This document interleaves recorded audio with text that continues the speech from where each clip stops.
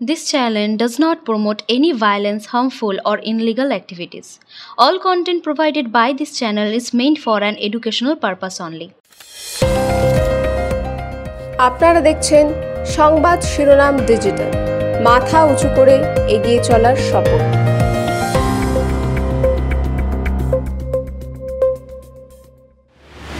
আপনারা দেখছেন সংবাদ শিরোনাম, সঙ্গে আমি জুই।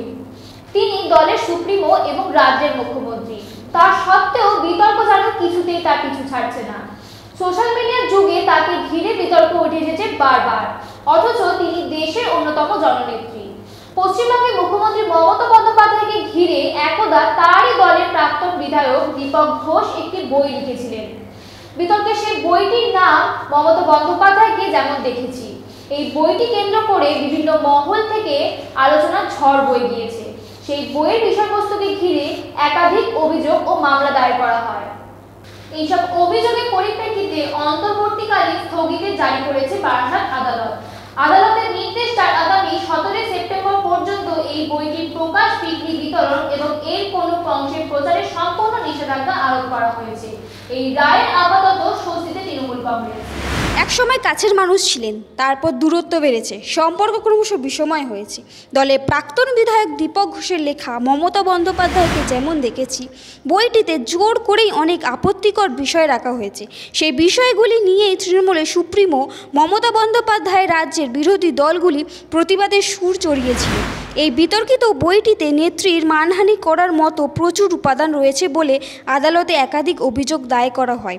সম্প্রতি বারাসাত জেলার আদালতে বিধাননগর পুর নিগমের তৃণমূল কাউন্সিলর প্রসেনজিৎ নাগ একটি মামলা দায়ের করেন। সেই মামলার পরিপ্রেক্ষিতে গতকাল 22 জুলাই সিভিল কোর্টের বিচারক পৌলমী পণ্ডিত বইটি প্রকাশ ও বিক্রির ক্ষেত্রে নিষেধাজ্ঞা জারি করেছেন। মামলা শুনানি না হওয়া পর্যন্ত বইটির কোনো রকম প্রকাশনা, বিক্রি ও প্রচার করা যাবে না। এমনকি সমাজ মাধ্যমেও এই বইয়ের কোনো অংশ উল্লেখ করে প্রচার বা অপ্রচার কোনো কিছুই করা যাবে না। থাকাকালীন কয়েক বছর আগে দীপক ঘোষ এই বইটি লিখেছিলেন। প্রকাশনা সংস্থার দাবি ছিল বইটিতে মুখ্যমন্ত্রীর সঙ্গে তার নানা অভিজ্ঞতা ও পর্যবেক্ষণের কথা তুলে ধরা হবে। কিন্তু তৃণমূল নেতাদের অভিযোগ ছিল বইয়ের বিভিন্ন অংশে মুখ্যমন্ত্রীর নামে ব্যক্তিগত কুৎসা এবং বিষোদ্গার করা হয়েছে। বারংবার এই বইটির মধ্যে 7 নম্বর চ্যাপ্টারটিকে পড়ার কথা বলা হচ্ছে। কি এমন অজানা তথ্য আছে এই বইয়ে? এই অন্তর্বর্তীকালীন স্থগিতাদেশের ফলে আপাতত এই বিতর্কের ওপর দাঁড়ি পড়ল মনে করছেন আইনজীবী এবং মহলের একাংশ।